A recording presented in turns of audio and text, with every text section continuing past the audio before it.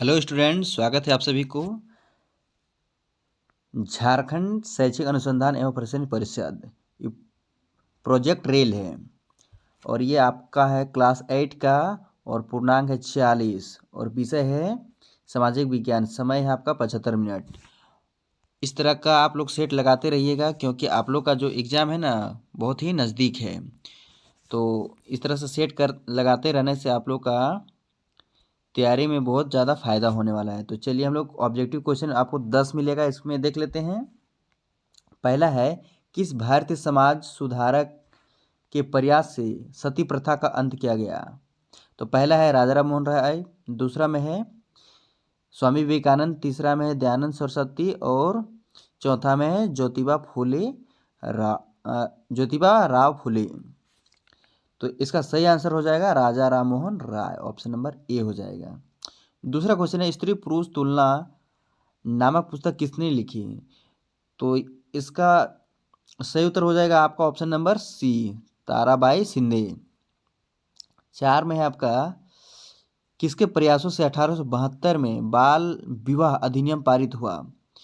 तो ये थे Keshav Chandra Sen, option number B. Next में है 4 नंबर में, स्वामी दयानंद सरस्वती ने किस समाज की स्थापना की? तो इन्होंने किया था आर्य समाज की स्थापना, ऑप्शन नंबर बी। 5 में सुनहरा रेशा के नाम से जाना जाता है। तो सुनहरा रेशा के नाम से जाना जाता है पटसन, ऑप्शन नंबर बी, जिसको हम लोग जूट भी कहेंगे। नेक्स्ट में है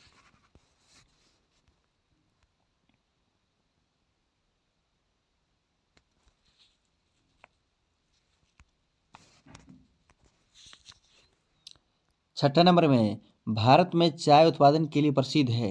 तो ये दार्जिलिंग है जो पश्चिम बंगाल में है। 7 में, झारखंड में उगाई जाने वाली सबसे प्रमुख खाद्यान्न फसल कौन है? तो ये आपका है चावल, ऑप्शन नंबर सी।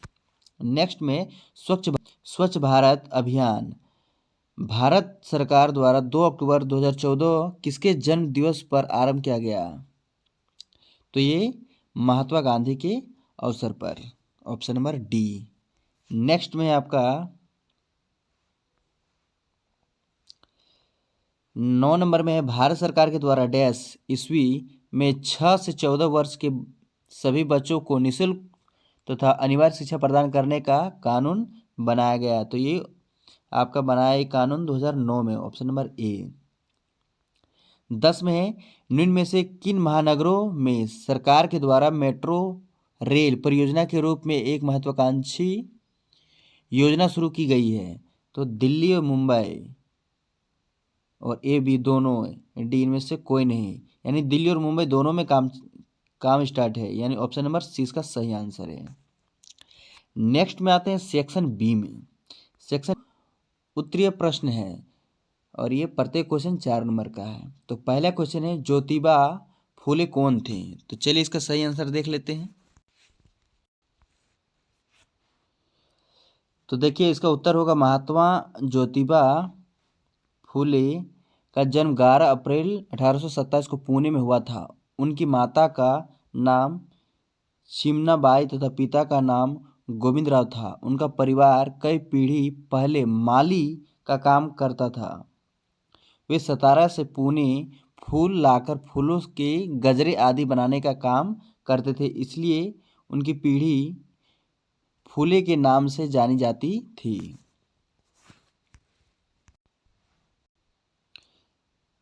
क्वेश्चन नंबर 12 में आते हैं, 19वीं शताब्दी में लोग लड़कियों को स्कूल जाने से क्यों मना कर रहे थे? तो आइए इसका उत्तर को देख लेते हैं। 19वीं शताब्दी में बालिकाओं की शिक्षा इतनी अनिवार्य नहीं थी। उनमें से कुछ अपनी कम मजदूरी के कारण लड़की को शिक्षित नहीं करते हैं और केवल लड़के को शिक्षित करने के लिए विश्वास करते हैं ताकि वह पैसा कमा सके और यह उनके लिए लाभ होगा। उनमें से कुछ अपने बच्चे को उनके लिंग के लिए भेदभाव करते हैं।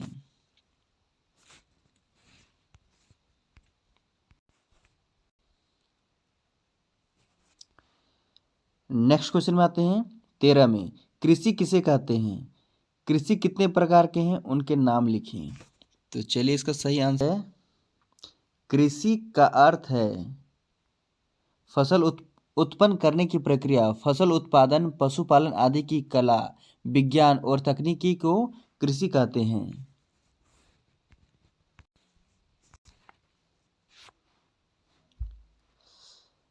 भारतीय कृषि को मुख्य रूप से 3 भागों में विभाजित किया गया है। पहला है स्थानांतरित कृषि, दूसरा है स्थानबद्ध कृषि, तीसरा है पूंजी आधारित कृषि। और इसके सारे डिटेल दिए हुए हैं, अगर चाहे तो आप इनका स्क्रीनशॉट लेकर आप लोग इसको लिख सकते हैं, और नहीं तो इसकी अभी ज़रूरत नहीं है।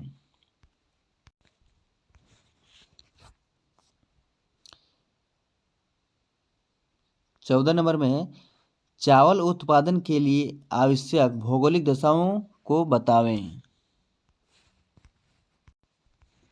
तो आइए इसका उत्तर को देख लेते हैं। विश्व में सबसे अधिक क्षेत्र में चावल उपजाने का कार्य भारत में होता है। इसे खरीफ फसल के मौसम में उपजाया जाता है। चावल की खेती के लिए गर्म तथा आर्द्र जलवायु लाभकारी है। इसके लिए 25 डिग्री से अधिक तापमान तथा 100 सेंटीमीटर से अधिक वर्षा की आवश्यकता होती है। यह उष्णकटिबंधीय जलवायु प्रदेशों की उपज है। कम वर्षा वाले क्षेत्रों में भी सिंचाई की सुविधा से चावल की खेती की जा सकती है या फिर की जाती है। डेल्टाई भारत में तथा जलोढ़ मिट्टियाँ इसके लिए बहुत ही उपयोगी है। भारत में चावल की खेती पूर्व तथा पश्चिम तटीय प्रदेशों में, उत्तर पूर्वी विशाल मैदानों में बड़े पैमाने पर की जाती है।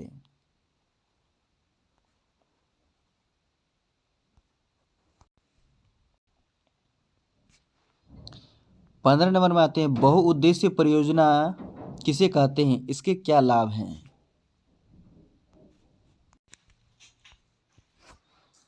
आइए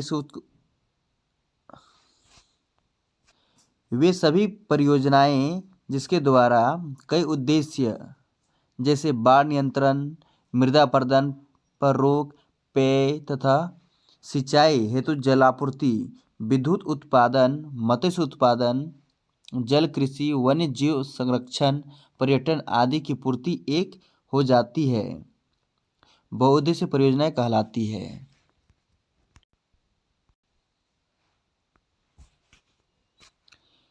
बहुउद्देशीय परियोजना के लाभ, पहला, बांध में एकत्रित जल का प्रयोग सिंचाई के लिए किया जाता है। दूसरा, ये जल विद्युत ऊर्जा प्राप्ति का प्रमुख साधन है। तीसरा, जल उपलब्धता के कारण जल की कमी वाले क्षेत्रों में फसलें उगाई जा सकती है। चौथा, घरेलू व औद्योगिक कार्यों में उपयोगी होता है। पांचवा, बाढ़ नियंत्रण, मनोरंजन, यांत्रिक नौकायन, मत्स्य पालन व मृदा संरक्षण में सहायक हैं।